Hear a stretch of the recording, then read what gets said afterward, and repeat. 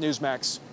All right, Zach, thank you. Let's bring in now national security expert and former senior CIA operations officer Raymond White. He's also the co-founder of Prescient Intel. Great to see you, Raymond. Thanks for having me back, John. Appreciate it. All right, so a memorandum of understanding might be progress, but it's not a deal. And we still don't know who in the regime is going to make the decision to say, okay, we're not going to enrich uranium anymore. Correct. Yeah. A memorandum of understanding is literally the start of a start. As far as diplomacy goes, we've exited or transitioned out of the kinetic phase. Now we're into the diplomatic phase. It's a completely different set of rules, completely different set of expectations.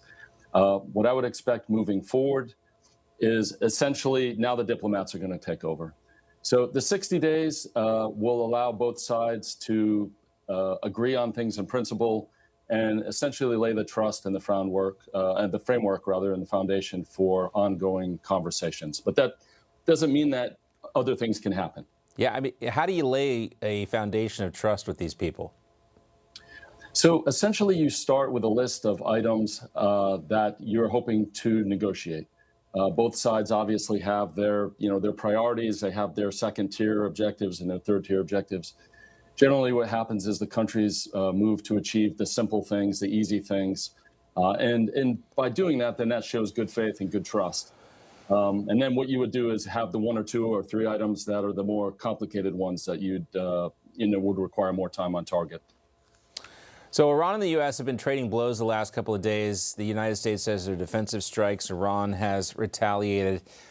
What is actually keeping this from devolving into a real kinetic war again? It doesn't seem like either side really wants to go there, but it does seem at the same time like we're very close to getting there.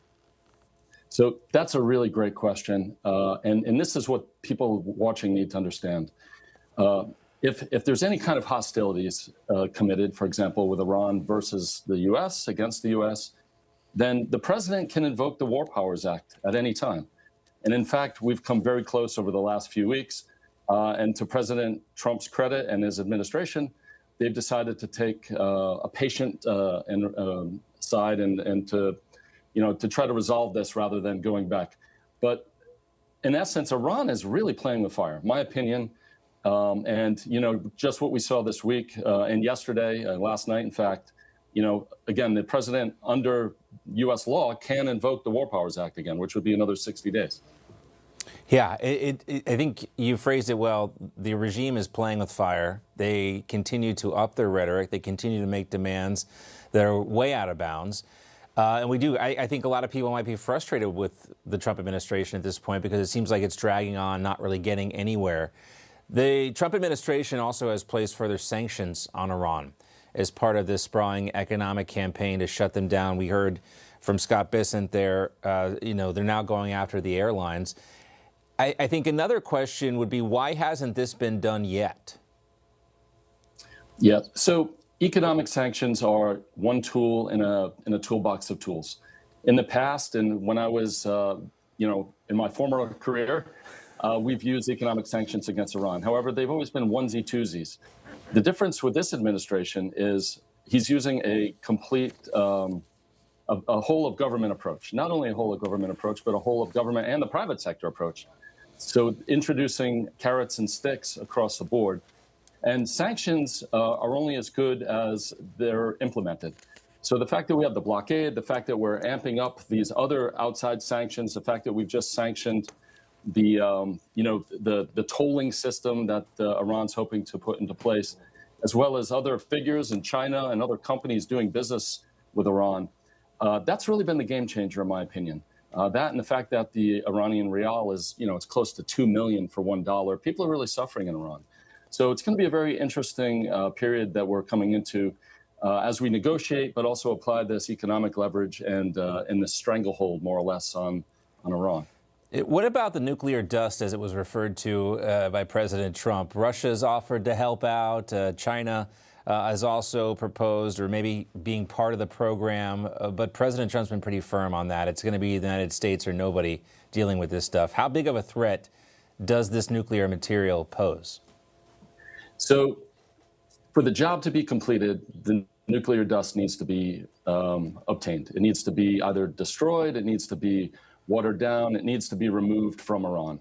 The proxies are gone, the other threats are gone.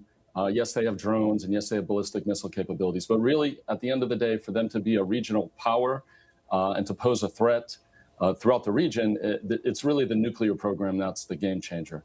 So I think what we're going to see, and I'm sure Russia and I'm sure China have all offered their assistance, and thank you very much. But ultimately, this is something the United States needs to have eyes on, have control of. The question is going to be, how do we get somebody in there to do the sophisticated construction work, essentially? We have a president who knows construction, but how are we going to get people on the ground safely to remove this stuff? And I imagine the IAEA is probably very busy trying to sort this out. I would imagine the U.S. is also, coming up with creative solutions to get this, recovered and removed from the situation. Very complicated problem, and also evidence that, in fact, Iran was developing nuclear weapons. Before we go, though, wanted to ask you about this report from Axios. They are saying that President Trump is bracing for a potential collapse of the Cuban government. As early as this summer, the Pentagon has spent months preparing warships. We've got a carrier group, the Nimitz, down there in the Caribbean. What does this look like? If you are the Trump administration, do you want to prevent violence, obviously, or any kind of reprisals against the administration? Do you think that they're going to go in there and get Raul Castro? Give us your outlook on what you think is going to happen with Cuba in the next month. Yep. So this is a long time coming, this situation. Raul Castro, obviously, 90 years old, towards the end of his tenure, let's say. He's like the president emeritus. They are on the ropes. Cuba, from what I understand, is on the ropes. People, they're short on food, they're short on electricity, they're short on medical supplies, oil, energy, everything in between. The government is essentially collapsing around them. There's a company called Gaesa, which Raulito, the grandson of Raul, runs. They maintain 80% of the economy, it seems. So I think the U.S. has basically a buffet of challenges that we're facing. One of the biggest things is to keep the stability, maintain stability. What we don't want is an exodus of people. And we've already seen in the last days, Nicaragua and Honduras and Guatemala have basically not allowed Cubans to come to their country. So I have a feeling what the U.S. is trying to do is localize this problem, this situation, this challenge, and through economic sanctions and pressure, either have a change in the country or bring the regime to its knees and force change that way. Yeah, and hopefully avoid a civil war inside Cuba if the regime does fall. One of the many things they have to be concerned about. Raymond White, great to have you back with us. Thanks so much. Thank you, John. Appreciate it. Have a good day. 2 people are dead in the latest strike by the U.S. military on a drug trafficking boat in the Eastern Pacific. Southern Command posted this video showing the boat being struck by an explosion, or exploding after it was struck by something. A day earlier, U.S. forces hit another drug boat in the Pacific, killing one of the 2 men on board, leaving 2 survivors. Southern Command says it immediately notified the Coast Guard to activate search and rescue for those 2 survivors. 5 villagers have been rescued after being trapped in a flooded cave in central Laos for more than a week. They were found alive by divers who discovered them sitting on a rock in the darkness. Can you imagine that? 2 others are still missing. The 7 villagers entered the cave May 19th, and when heavy rain triggered flash flooding that blocked the exit, they were stuck. Divers were able to deliver them food and water and are planning to extract them as soon as possible. It's not clear why the villagers went into the cave, but it is frequented by locals looking for gold. A student graduating from the University of California, Berkeley, had his diploma withheld from him and put aside because he was wearing a Palestinian flag, or waving one, and wearing the kafefe. In the video, you can see him here. The student's booing as this student was told he could not display a flag. The student handed his flag to someone before walking across the stage. He was a protester that says he's against the university's ties to Israel. Well, stunning admission from the former First Lady. Jill Biden now says she thought a frightening thought as she watched the 2024 presidential debate, but it clashes with what she said back then and what so many of the Biden staffers are saying now. We'll break all that down for you coming up.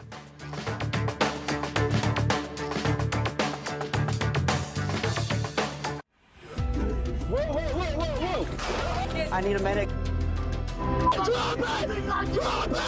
No warning, no time. When suspects turn violent, officers have seconds to survive. Watch the Caught on Body Cam series for the drama, the actual footage.